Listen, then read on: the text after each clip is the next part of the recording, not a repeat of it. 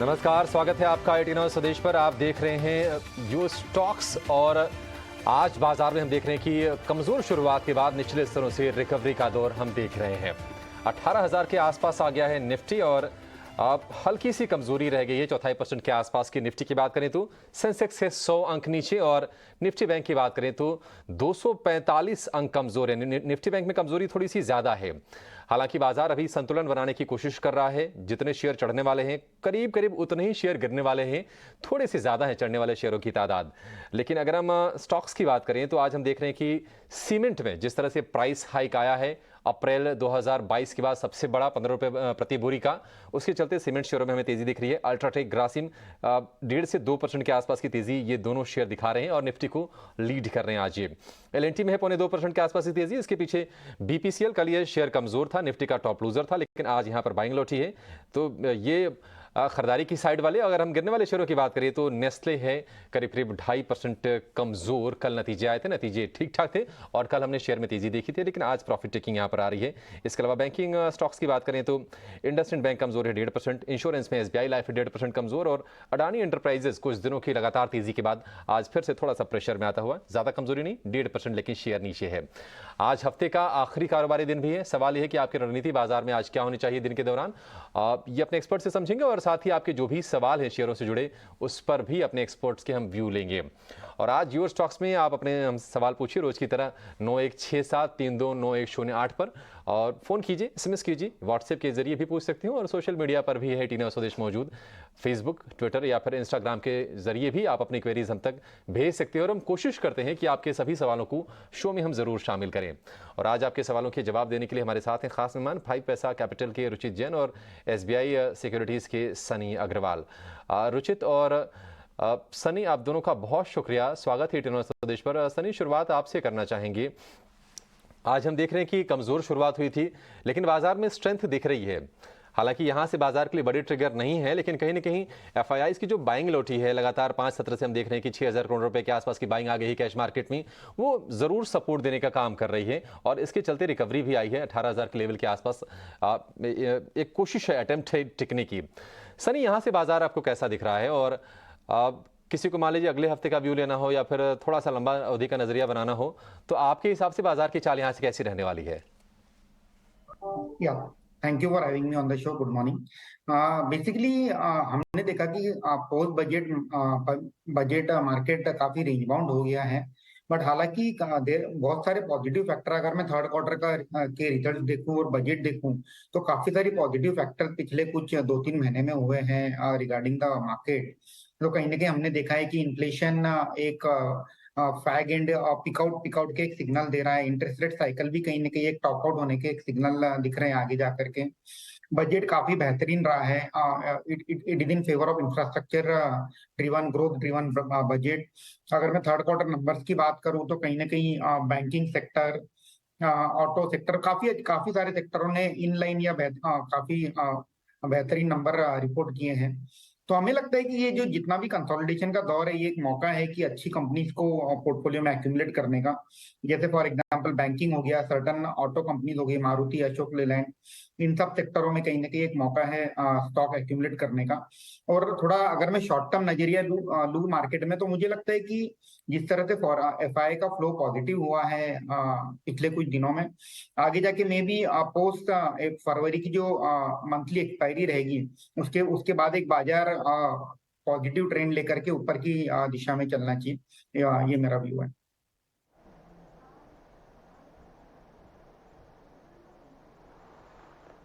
बिल्कुल। तो ये है व्यू निफ्टी पर और इंडेक्स पर भी आपको व्यू दे दिया गया है। लेकिन चलिए अब आगे बढ़ते हैं और अब फोकस करते हैं कुछ नतीजों पर।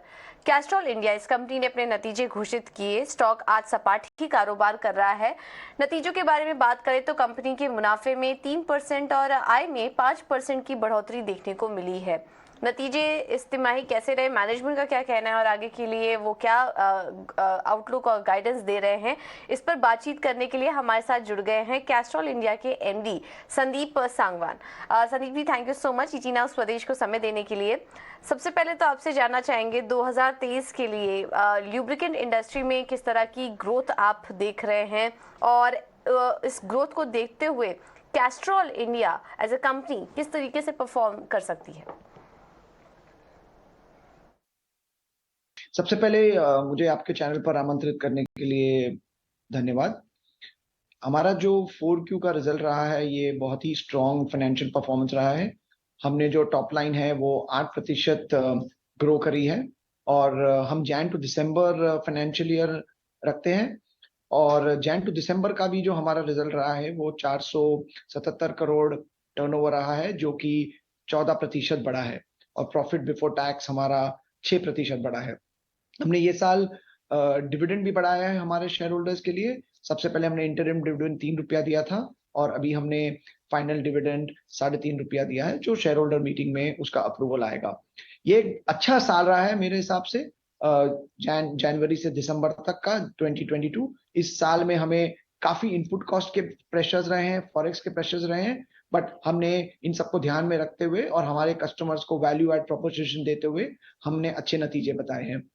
आपने जैसे कि पूछा 2023 में साल कैसा रहेगा, ग्लोबल और भारत में जो लुब्रिकेंट्स का मार्केट है उसमें काफी ग्रोथ है। भारत में जो कैटेगरी है वो कम से कम 4% ग्रोथ होने की संभावना है 2023 में और एज कैस्ट्रॉल हमारी ये उम्मीद है कि हम उस 4% के ग्रोथ के टारगेट को बीट करें और हम उससे ज्यादा ग्रो करना चाहेंगे। इस ग्रोथ को लाने के लिए हमने काफी इनिशिएटिव्स भी मार्केट में रहे हैं, जैसे कि हमने न्यू प्रोडक्ट्स लॉन्च किए हैं। हम आगे भी नए प्रोडक्ट्स लॉन्च करते आएंगे, जैसे कि एसयूवी कैटेगरी में जो एक बहुत ही बढ़ती हुई मोटर कार्स में कैटेगरी है, उसमें जो लुब्रिकेंट्स जाते हैं, तो उसके लिए हम एक नया प्रोडक्ट लॉन्च करना चाहेंगे मार्केट में। हम हमारी कंपनी को प्रोडक्ट से सर्विस और मेंटेनेंस की तरफ ले जाना चाहते हैं और इसमें भी हमने कैस्ट्रॉल ऑटो सर्विसेज के 250 वर्कशॉप अभी तक मार्केट में लॉन्च किए हैं। हमने की मोबिलिटी के साथ भी एक डील की है, जो एक स्ट्रेटेजिक इन्वेस्टमेंट था, जहां पे हमने 487 करोड़ का इन्वेस्टमेंट किया है। दोनों ही बहुत अच्छे ब्रांड है। की मोबिलिटी टीवीएस ग्रुप का हिस्सा है और दोनों ही कंपनियां मिलके आगे ग्रो होना चाहती हैं। ठीक है। संदीप जी, अभिषेक बोल रहा हूं। हालांकि एक चिंता है जो आपको भी परेशान कर रही होगी और आपके जो निवेशक हैं उनको भी परेशान कर रही होगी। कैस्ट्रॉल एक बड़ा ब्रांड है, मजबूत ब्रांड है, इसमें कोई शक नहीं है, मैं तो बचपन सुनते आ रहा हूं। लेकिन कहीं ना कहीं जो सरकारी ऑयल मार्केटिंग कंपनीज हैं इन्होंने प्राइसिंग थोड़ी सी कम कर दी और उसके चलते आपका मार्केट शेयर थोड़ा सा कम हुआ है। पहले ये बताइए कि इसकी रिकवरी आप कैसे करेंगे, क्या इसकी प्लानिंग है? इसके पीछे बड़ी वजह यह भी थी कि कहीं ना कहीं एग्री सेक्टर से थोड़ी डिमांड थोड़ी सी कम आई थी, उसके चलते भी आप पर असर पड़ा। क्या योजना बना रहे हैं इस चीज को लेकर आप? सबसे पहले मैं आपको बताना चाहूंगा कि जो रिटेल सेगमेंट में और ओवरऑल मार्केट शेयर है हमारा, वो 20 से 22% के बीच में है और कैस्ट्रॉल का मार्केट शेयर सभी प्राइवेट की प्लेयर्स के कंपैरिजन में सबसे ज्यादा है। हमारा मार्केट शेयर लास्ट 2 साल में ऑलमोस्ट 19% से 20-20.5% बढ़ चुका है। ये साल में मार्केट शेयर थोड़ा सा फ्लैटिश रहा है, बट आगे हमारी ये उम्मीद है कि जो हमने प्रोग्राम्स लॉन्च किए हैं मार्केट में, उसके हिसाब से हमारी मैनेजमेंट टीम का पूरा फोकस है कि हम मार्केट शेयर को ग्रो करें। हमने रूरल वर्कशॉप भी लॉन्च किए हैं, जैसे कि पहले मैंने आपको बताया, हमने Castrol auto services workshop launch किए हैं, जो करीबन 250 है, हम उसको डबल करना चाहते हैं ये साल में। तो ये सब हमारे जो प्रोग्राम है और जो कैटेगरी की ग्रोथ है, हम सभी सेगमेंट में, चाहे वो पर्सनल मोबिलिटी हो, कमर्शियल व्हीकल हो या इंडस्ट्रियल सेगमेंट हो, सभी सेगमेंट में हम ग्रो करना चाहते हैं और मार्केट शेयर को ग्रो करेंगे।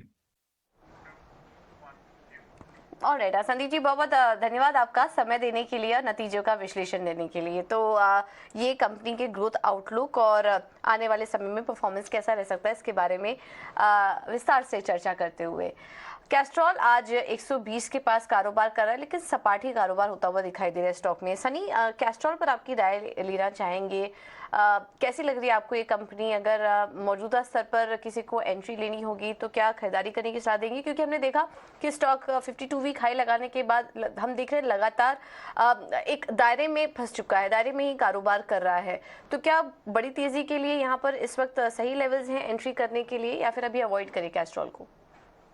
कैस्ट्रॉल, मेरा ये रिकमेंडेशन रहेगा कि ये एक जो इन्वेस्टर वैल्यू पिक के तरफ ज्यादा इंक्लाइन है, उनके लिए बेहतर स्टॉक है। कहीं ना कहीं इसमें जो ग्रोथ है बिकॉज ऑफ द इंडस्ट्री में जो लुब्रिकेंट एज इंडस्ट्री है, उसमें जो ग्रोथ है इतनी अच्छी नहीं आ रही है, बिकॉज जिस तरह से टेक्नोलॉजी में एडवांसमेंट आ रहा है, कहीं ना कहीं लुब्रिकेंट का कंजम्पशन कम हुआ है इंडिया में। तो but anyway, in terms of valuation बहुत कंफर्ट है, it's a very good dividend paying company. तो ये रेट से मुझे नहीं लगता है कि डाउनसाइड बहुत ज्यादा है, बट अपसाइड हो सकता है, 10-15% का अपसाइड यहाँ से मिल सकता है। तो अगर किसी का थोड़ा वैल्यू इन्वेस्टिंग की तरफ ज्यादा जोर है, तो he can invest in Castrol. हमें भी यहाँ से 15-20% का return over the next 1-1.5 year मिल जाएगा। ठीक है, 1 से 1.5 साल में 15 से 20% का हेल्दी कहेंगे कैस्ट्रॉल के लिहाज से। तो यहाँ पर आपके लिए खरीदारी की सलाह है सनी की तरफ से। लेकिन आगे बढ़ेंगे, पहले दर्शक को जोड़ेंगे। राजस्थान से गजेंद्र हमारे साथ हैं। गजेंद्र जी नमस्कार, पूछिए क्या जानना है आपको। हेलो जी गजेंद्र जी, अपना सवाल पूछिए। मेरे पास सर डीमार्ट के शेयर हैं 50 और टीसीआई के हैं 100 शेयर। टीसीएस या TCI? TCI. TCI express, right? हाँ यस यस। ठीक है, पहले डीमार्ट से शुरुआत करते हैं। डीमार्ट सनी, इस पर आप राय दीजिए। 4,500 के भाव के लिए हैं, 3,500 रुपये के आसपास ये शेयर ट्रेड कर रहा है इस वक्त। और अगर हम 2023 की भी बात कर लें अगर, तो इसका परफॉर्मेंस बहुत ज़्यादा हमें सुधरते हुए दिख नहीं रहा है। इस साल करीब करीब 12-14% ये शेयर गिर गया है, 3,500 के भाव पर है। करीब करीब 1,000 रुपये प्रति शेयर का नुकसान हो रहा है। आपको लगता है कि ये रिकवरी करवाएगा?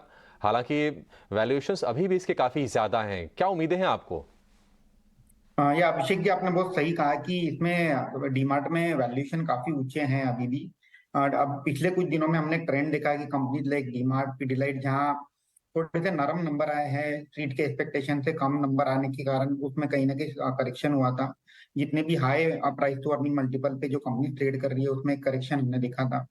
हालांकि ये जो करंट मार्केट प्राइस है, इससे मुझे नहीं लगता है कि बहुत जल्दी जो 4,500 का भाव है बहुत जल्दी आएगा। मे बी यहाँ थोड़ा टाइम वाइज करेक्शन होगा, उसके बाद ये स्टॉक में भी आफ्टर 1-2-3 क्वार्टर में स्टार्ट टू मूव अप। तो मेरी यही सलाह रहेगी कि अगर आप लंबे समय के इन्वेस्टर हो तो इन्हें बने रहना चाहिए, और ग्रेजुअली इसमें एसआईपी के रूट के थ्रू इसमें एवरेज करने का एक मौका मिलेगा अगले 3 से 6 महीने में। बट इसमें थोड़ा लंबा समय रुकना होगा अगर इनका जो बाइंग प्राइस है वो आने के लिए 4,500 का दाम आने के लिए।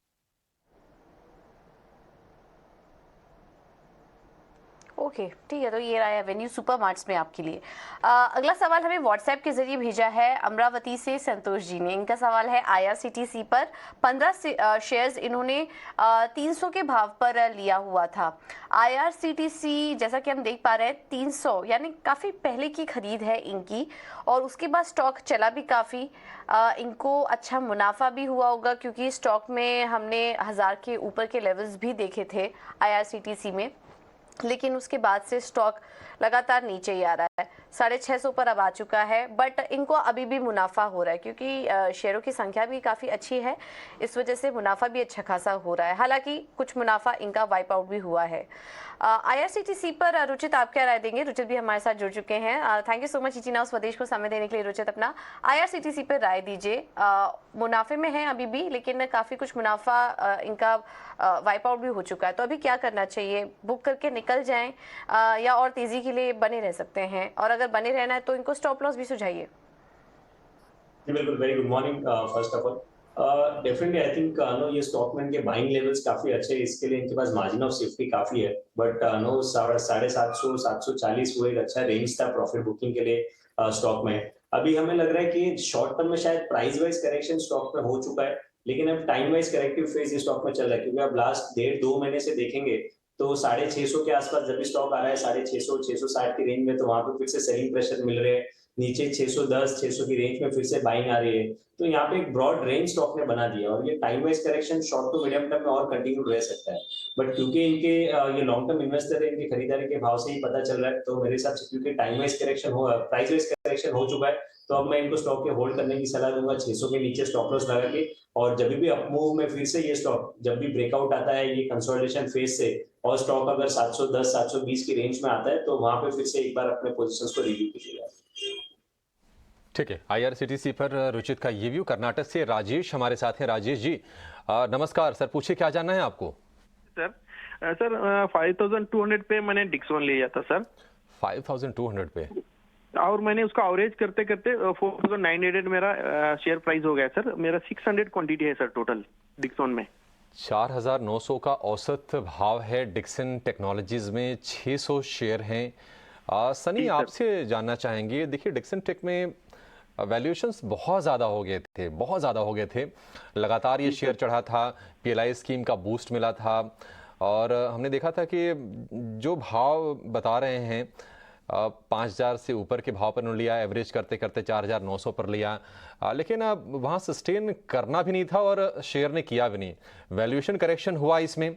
हालांकि डिक्सन के बारे में कहा यह जाता है कि भारत का ये फॉक्सकॉन साबित हो सकता है, लेकिन अभी भी हम देख रहे हैं कि वैल्यूएशन वही कंफर्टेबल जोन में आए नहीं है। डिक्सन टेक, आपको लगता है कि ये निवेशित रहना ठीक रहेगा? अगर मान लीजिए ये साल भर 2 साल और दें तो क्या इनके प्राइस आ पाएंगे, ऐसा आपको भरोसा है इसमें? हाँ, डिक्सन में अगर मैं डिक्सन की बात करूँ तो डिक्सन में हमने देखा है कि रिसेंटली इनके जो रिजल्ट है वो कहीं वीक आए थे, नंबर्स खराब आ रहे थे डिक्सन में, इसी के चलते हुए कहीं ना कहीं इसमें स्टॉक प्राइस में और वैल्यूएशन में करेक्शन भी हुआ है। बट हमें लगता है कि अब जो प्राइस वाइज करेक्शन था ये अब डिक्सन में हो चुका है। और अगर मैं मैनेजमेंट गाइडेंस की बात करूँ तो मैनेजमेंट ने कहीं ना कहीं ये गाइड भी किया है कि फ्रॉम नेक्स्ट क्वार्टर ऑनवर्ड इनके मार्जिन थोड़े एक्सपांड होंगे, और आगे अपॉर्चुनिटी तो बहुत बड़ी है इंडस्ट्री में। हालांकि I am sorry to say that कि इनका जो बाइंग प्राइस है, बहुत ऊपर का बाइंग प्राइस है, वो प्राइस आने में काफी समय लगेगा यहाँ से। तो आइडियली आई मीन या तो इसमें से या यहाँ से निकल करके ये दूसरे बेटर कंपनीज हैं उनमें स्विच हो सकते हैं, या तो फिर इसी में बने रहना है तो थोड़ा लंबा समय इंतजार करना होगा, 2 साल 3 साल के लिए, for that price to achieve. या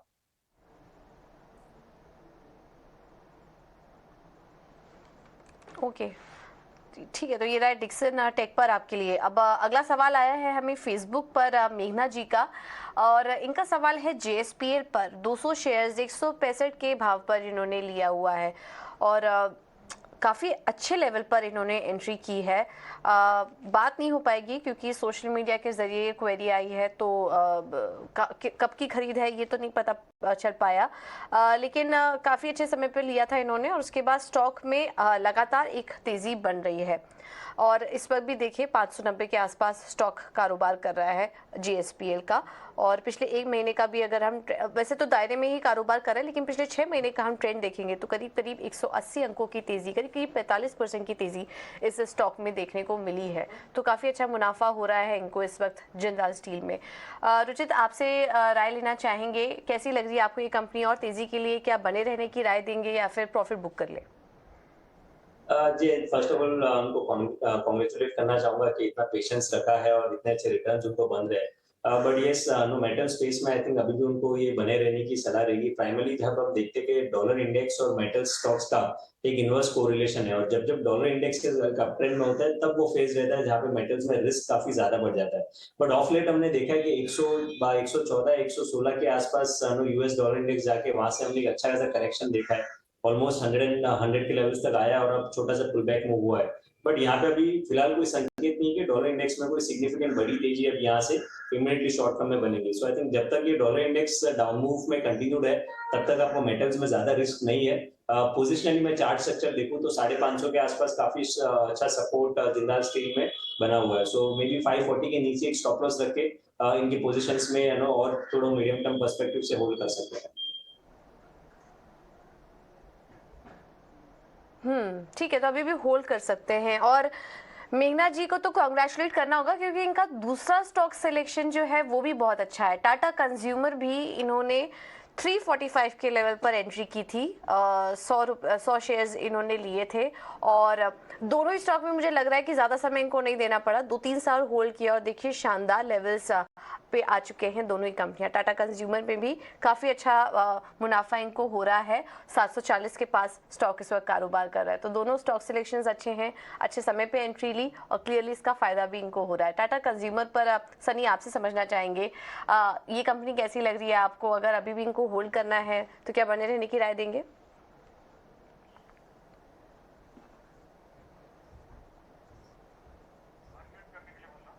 सनी, आपसे रिक्वेस्ट होगी अपना माइक अनम्यूट कर लीजिए। सॉरी। सो बेसिकली मैं टाटा कंज्यूमर में मेघना जी को बने रहने की सलाह दूंगा, क्योंकि ये एक ऐसी कंपनी है जो इंडस्ट्री से फास्टर क्लिप पे ग्रो हो रही है, और कहीं ना कहीं इसमें एक कंपनी की जो स्ट्रैटेजी है कि भाई इनऑर्गेनिक वे कहीं ना कहीं कंपनी को फास्टर ग्रोथ अचीव करना है, और इनके जो कोर प्रोडक्ट है उसमें भी काफी बेहतरीन ग्रोथ आउटलुक है। तो मैं इन्हें टाटा कंज्यूमर में बने रहने की सलाह दूंगा with a price target of 900 to 1000 over the period of next 12 to 18 month.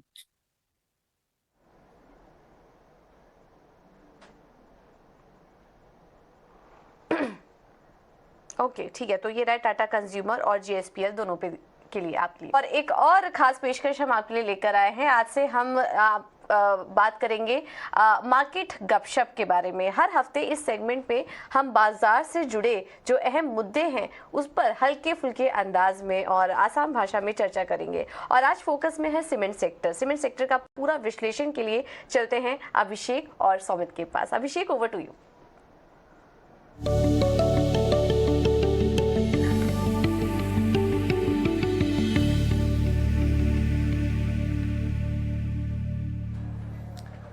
शुक्रिया पूजा। तो मार्केट गपशप ये खास सेगमेंट हमने आज से शुरू किया, और इस सेगमेंट में दरअसल हम चर्चा करेंगे ऐसे गंभीर मुद्दों की जो कई बार समय के अभाव में छूट जाते हैं, लेकिन अब हम उन पर हल्के फुल्के अंदाज में उनको डिकोड करेंगे, उनको बारीकी से समझेंगे और ये बताएंगे आपके लिए कि इस सेक्टर में या फिर शेयर में आपके लिए मौके कहाँ से बन रहे हैं, कैसे बन रहे हैं, और बिल्कुल उसको लाइट अंदाज में, बिल्कुल हल्के फुल्के अंदाज में परत दर परत चीज़ों को समझने की कोशिश करेंगे और इसको दिलचस्प ढंग से अपने एक्सपर्ट के सामने भी रखेंगे। मार्केट गपशप हमने इसको नाम दिया है और बिल्कुल गपशप भी करेंगे। आज हमने चुना है सीमेंट सेक्टर, और इस सेक्टर पर चर्चा करने के लिए, क्योंकि ये सेक्टर लगातार फोकस में रहा है और सरकार ने बजट में एक बड़े कैपेक्स का ऐलान किया है, 33% कैपेक्स बढ़ाया है, और हम देख रहे हैं कि आगे इंफ्रा को लेकर, हाउसिंग को लेकर बूम आने की उम्मीद है। 2022 थोड़ा सा कमजोर रहा है। कंपनियों के सामने चैलेंज ये रहा है कि कीमतें कैसे बढ़ाई हैं तो सस्टेन नहीं कर पाई हैं, लेकिन क्या ये ट्रेंड रिवर्स होगा?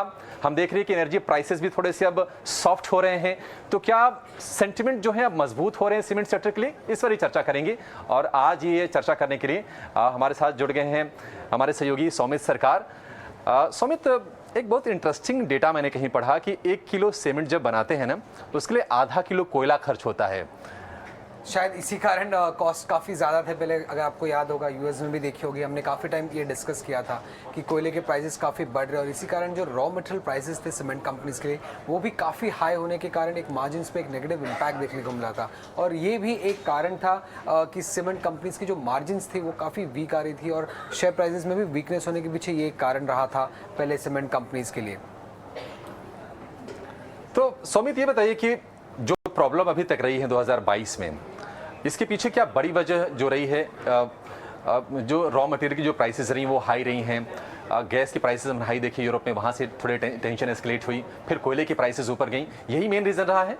रॉ मटेरियल प्राइसेस तो एक मेन रीज़न था ही, बट उसके अलावा एक और कंसर्न जो पूरे इंडस्ट्री में बना था वो ये हुआ था जब अडानी ग्रुप ने अंबुजा और एसीसी का एक्विजिशन किया था, तब एक बहुत बड़ा कंसर्न था स्ट्रीट के लिए कि एक बड़ा प्लेयर आ गया है सीमेंट कंपनी में, तो शायद डिसरप्शन हो सकता है मार्केट में प्राइसिंग को लेकर, क्योंकि वो ज़्यादा मार्केट शेयर ग्रैब करने के लिए कोशिश कर सकता है। तो इसी कारण एक थोड़ा सा एक कंसर्न बन गया था कि क्या प्राइसिंग आगे जाके बढ़ेगा कि नहीं, क्या डिसरप्शन हो जाएगा पूरे प्राइसिंग स्ट्रैटेजी को लेके सेक्टर में, तो एक ये कंसर्न था। उसके अलावा एक सबसे बड़ा कंसर्न जो था वो ये था कि पास्ट में इनफैक्ट अप्रैल से अगर आप देखेंगे तो प्राइसेस बढ़ाने की कोशिश काफ़ी टाइम सीमेंट कंपनीज ने की, बट कितने बार तो प्राइस जो बढ़ी थी वो रोल बैक करनी पड़ी थी उन्हें, क्योंकि वो सस्टेन नहीं हो पाई थी, डिमांड काफ़ी गिर जाता था वो प्राइस हाइक के बाद। तो ये प्राइस हाइक ना होना भी एक बहुत बड़ा कंसर्न रहा है सीमेंट कंपनीज के लिए। सौमित, अब देखिए प्राइस हाइक हो गया है, आज खबर भी आ गई और आज हमने ये सेगमेंट भी कर लिया है और चर्चा भी कर रहे हैं, 15 रुपये प्रति बोरी के दाम बढ़ाने की खबर आई है। आपको लगता है कि चीज़ें अब यहाँ से सुधर जाएंगी, सेक्टर की स्थिति यहाँ से अब बेहतर होनी शुरू हो जाएंगी? और जो सबसे बड़ा सवाल है, जो सस्टेनेबिलिटी वाली आप चर्चा कर रहे हैं, ये सस्टेन कर पाएंगे अब? प्राइसेस की अगर आप जैसे आपने कहा कि 15 रुपये प्रति बैग से बढ़ गया, अभी अगर आपको मैं बताऊं तो ये सबसे बड़ा प्राइस हाइक लिया है सीमेंट कंपनीज ने अप्रैल से लेकर अब तक। अप्रैल में 22 रुपये का उन्होंने एक प्राइस हाइक लिया था और वो सस्टेन हुआ था, बट क्या ये सस्टेन होगा ये आगे चल के हमें देखना पड़ेगा, क्योंकि पास 2 महीने में भी अगर आप देखें तो उन्होंने करीब 8-10 रुपये का एक प्राइस हाइक लिया था स्टार्ट ऑफ द मंथ में, बट वो सस्टेन नहीं हो पाया था। तो ये एक बहुत बड़ा कंसर्न है, तो ये हमें देखना पड़ेगा आगे जाके ट्रैक करके कि ये 15 रुपये का प्राइस हाइक सस्टेन होता है कि नहीं। बट इसके अलावा अगर हम देखें तो कई सारे ट्रिगर्स है सीमेंट कंपनीज के लिए। जैसे आप स्टार्टिंग में कह रहे थे कि केपेक्स का जो टारगेट गवर्नमेंट ने सेट किया है FY24 के लिए वो करीब 33% हायर है FY25 2023 नंबर्स के सामने। उसके अलावा पीएम आवास योजना के लिए जो एलोकेशन किया गया है FY24 के लिए, वो भी करीब 66% हायर है। तो ये दो बातों से एटलीस्ट ये तो पता चल जाता है कि डिमांड जो होगी सीमेंट के लिए वो सस्टेन करेगी, वॉल्यूम मोमेंटम मेंटेन रहेगा सीमेंट कंपनीज के लिए आगे चलते भी। उसके अलावा एक और चीज़ है, सारी सीमेंट कंपनीज ने कहा था अपने Q3 कॉल में, वो ये है कि फोर्थ क्वार्टर में जो प्राइस रॉ मटेरियल प्राइसेस है उसमें करीब बेनिफिट मिल सकता है 8 to 10% का कॉस्ट बेनिफिट सारी सीमेंट कंपनीज को एक्सपेक्टेड है Q4 में मिलने का। मतलब ये गारंटी हो गया कि वॉल्यूम सेम रहेगा, रॉ मटेरियल के प्राइसेस कम होंगे। अब एक और जो कंसर्न था पहले कि एक बड़ा प्लेयर आया है सीमेंट कंपनीज में तो डिसरप्शन होगा, वो अब नहीं होगा ऐसे हमें पता चल रहा है और दिख भी रहा है कि क्योंकि अब तक क्योंकि ये लगभग 1 साल होने आ रहे हैं अभी एक्विजिशन को कंप्लीट होते हुए, तो अब तक हमें कोई बड़ा डिसरप्शन नहीं दिखा है मार्केट में या उनके मार्केट स्ट्रैटेजी में। तो इससे ये पता चल रहा है कि जो मार्केट स्ट्रैटेजी पहले की मैनेजमेंट फॉलो करती थी, शायद नई मैनेजमेंट भी वही स्ट्रैटेजी को फॉलो करे। तो उसमें कोई डिसरप्शन आने की एक्सपेक्टेशन नहीं है। बट सबसे बड़ा सवाल अभी भी वही है कि प्राइस हाइक सस्टेन होगा कि नहीं। सवाल सबसे बड़ा है कि प्राइस हाइक सस्टेन करेगा कि नहीं करेगा। और शायद यही वजह थी कि जो मार्जिन जो प्रेशर आ रहा था, प्राइस आप बढ़ाएंगे नहीं तो मार्जिन आप एंजॉय कर नहीं पाएंगे। अब प्राइस बढ़ाया है, लेकिन जो हम सेक्टर में कंसोलिडेशन देख रहे हैं, तमाम बड़ी कंपनियां आ रही हैं, तो कहीं ना कहीं इस बात की उम्मीद करना कि ये सस्टेन करेगा थोड़ा मुश्किल तो लग रहा है। देखिए, मुझे लग रहा है थोड़ा मुश्किल होगा। लेकिन एक जो क्रूशियल चीज होती है वैल्यूएशन वाली, उस मैट्रिक्स पे कहाँ खड़ी है कंपनियां अभी सेक्टर के वैल्यूएशन, और अगर सेक्टर के बीच में अगर हम कंपनीज के वैल्यूएशन की बात करें तो तस्वीर कैसी दिख रही है? अब अगर आप मिड कैप सीमेंट स्पेस पे देखें, जहाँ पे हमारे दर्शक ज़्यादा इन्वेस्ट करने में इंटरेस्टेड रहते हैं, वहाँ पे अगर आप देखेंगे वैल्यूएशंस आज के टाइम पे अगर 5 ईयर एवरेज के सामने कंपेयर करें तो सारी कंपनीज की वैल्यूएशंस आपको एक्सपेंसिव लगेगी। बट आपको ये भी पर्सपेक्टिव में रखना पड़ेगा कि अभी आगे चल के ग्रोथ जो है वो पहले से काफ़ी ज़्यादा हो रहा है। अब 5 ईयर्स के सामने अगर आप जेके लक्ष्मी की EV to EBITDA जो कि वैल्यूएशन मेट्रिक होता है किसी सीमेंट कंपनी के लिए, वो देखेंगे 12 मंथ फॉरवर्ड का तो 9 टाइम्स है और 5 ईयर एवरेज 7.5 टाइम्स था। सिमिलर केस इंडिया सीमेंट में दिख रहा है आपको 13.7 और 11.5। तो बाकी के 3 कंपनीज जो हमारे नेक्स्ट ग्राफिक प्लेट में आपको दिखेगा उसमें भी आपको सिमिलर केस दिखेगा कि सारी कंपनीज की वैल्यूएशन अपने 5 ईयर एवरेज के सामने तो ज़्यादा एक्सपेंसिव है। बट आपको ये भी पर्सपेक्टिव में रखना पड़ेगा कि आगे चल के ग्रोथ ज़्यादा हो रही है। पहले जितनी ग्रोथ होती थी उतनी अब नहीं हो रही। सीमेंट कंपनीज डिमांड की ग्रोथ काफ़ी ज़्यादा है, प्राइसिंग भी बेनिफिट शायद आगे जाके मिल सकता है, और उसके अलावा जो मैंने रॉ मटेरियल के प्राइसेस की बात की वो भी कम हो रही है। तो वैल्यूएशंस को आपको इस पर्सपेक्टिव में अगर देखें आप तो उतने ज़्यादा एक्सपेंसिव अभी नहीं लग रहे हैं एक्चुअली। ठीक है, तो खबरें भी आई हैं। देखिए जी, सरकार की तरफ से बजट में जो कैपेक्स बढ़ाया गया है उससे उम्मीद बधी है कि यहाँ से डिमांड ड्राइव होगा, कंपनियों के लिए ग्रोथ पोटेंशियल निकल के आएगी। लेकिन स्वामी 2023 जो रहा है अभी भी देखिए थोड़ा सा लैक लस्टर रहा है अगर मिड कैप सीमेंट की बात करें, जो आप हाईलाइट भी कर रहे हैं। लेकिन समझते हैं जरा, एक्सिस सिक्योरिटीज के उत्तम कुमार श्रीमाल हमारे साथ जुड़ गए हैं अब इस पर चर्चा करने के लिए सीमेंट सेक्टर पर। उत्तम जी, बहुत शुक्रिया आपका समय देने के लिए। स्वागत है टी9 स्वदेश पर। गपशप करेंगे आपसे सीमेंट पर। अब जैसा कि मैं स्वामी से थोड़ी देर पहले पूछ रहा था कि जरा चेक कीजिए कितनी सीमेंट कंपनियां हैं लिस्टेड स्पेस में, तो करीब 36-37 की संख्या बनती है, मिड कैप और लार्ज कैप मिला के, स्मॉल कैप भी मिला के सारी की सारी। और उसमें से भी जो बड़ी डोमिनेंट कंपनियां हैं, अल्ट्राटेक हो गई, श्री सीमेंट हो गया, एसीसी हो गया, अंबुजा हो गया, ये टॉप 4 हैं। आप ये बताइए कि आपको क्या लगता है कि अब सीमेंट सेक्टर की जो डायनेमिक्स हैं यहाँ से वो चेंज होंगे, क्योंकि हाउसिंग पर, रूरल इंफ्रा पर, अर्बन इंफ्रा पर सरकार ने एक बड़ा कैपेक्स का ऐलान किया है, और हम उम्मीद करके ऐसा चल रहे हैं कि शायद 2022 की जो कहानी थी वो जो 2023 में थोड़ी सी उलट हो जाएगी, उसके अलग हो जाएगी, बेहतरी आ जाएगी। आप भी ऐसा मान के चल रहे हैं?